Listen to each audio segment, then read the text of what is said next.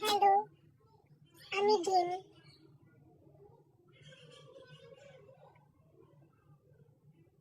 কি শয়তানের দল, অমন করে দেখছিস কি রে?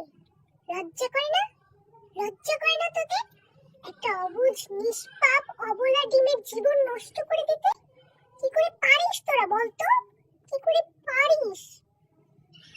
তরকারি ভাল লাগছে না, একটা ডিম ভেজে আন।